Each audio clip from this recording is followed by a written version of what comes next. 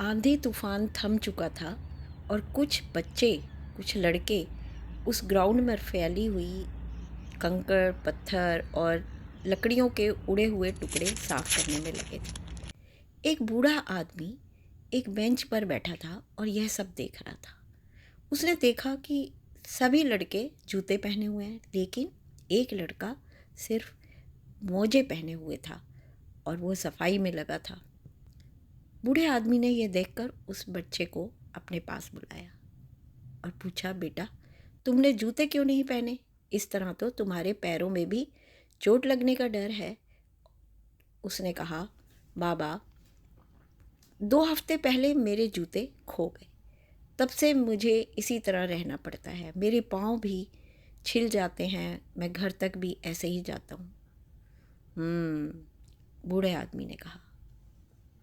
उसने अपने बैग में से 2 जोड़ी जूते निकाले और बच्चे की तरफ देखकर मुस्कुराते हुए पूछा, कौन से जूते पसंद हैं?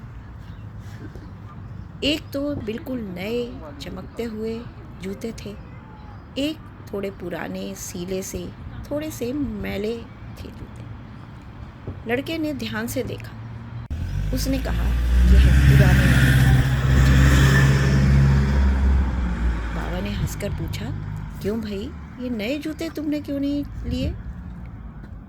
उसने कहा, इसके कारण है कि ये नए जूते तो सिंथेटिक के बने हैं, रबर के बने हैं, लेकिन पुराने जूते गंदे ज़रूर हैं, लेकिन ये लेदर के बने हुए हैं और लेदर जूते बनाने के लिए सबसे उत्तम माना जाता है, क्योंकि यह ढल जाता है और फिर साफ़ हो जाता है और ये काफ़ी लंबे समय तक ठीक ठाक चलता है। इसीलिए मैंने ये जूते चुने हैं। मुझे यही जूते पसंद हैं।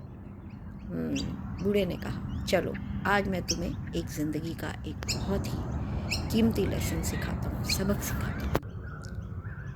तुम ज़िंदगी में एक मैले पुराने जूते की तरह हैं और लोग हमारे ऊपर, हम सभी इसी तरह हैं और लोग हमारे ऊपर गंदगी डालने की कोशिश करते हैं, मिट्टी डालने की कोशिश करते हैं और अगर हम गरीब भी हैं और तो वो और भी ज़्यादा हमको बदनाम करने की कोशिश करते हैं।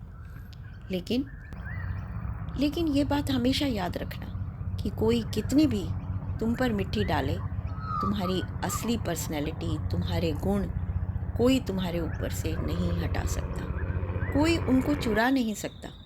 ये तुम्हारी बहुत ही अमूल्य निधि है।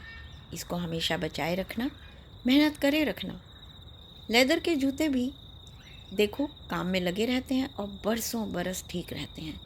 उनके ऊपर झुर्रियाँ पड़ जाती हैं, तो मुश्किलों की ये झुर्रियाँ कभी हमें घबराने ना दें, ये हमेशा ध्यान रखना। और ये एक जीवन का, अगर तुम ये सबक याद रखोगे तो सूरज की तरह चमकोगे। एक दिन याद रखना, सूरज डूबता है लेकिन हमेशा के लिए अंधकार नहीं रहता। एक दिन सूरज नई रोशनी के साथ, नए तेज के साथ आता है और इस दुनिया में, इस जग में सभी लोगों के लिए एक खुशहाली का सबक लाता है। तो प्रकृति हमें हमेशा सिखाती रहती है, कभी हमें इन सब चीज़ों को छोड़ नहीं देना चाहिए।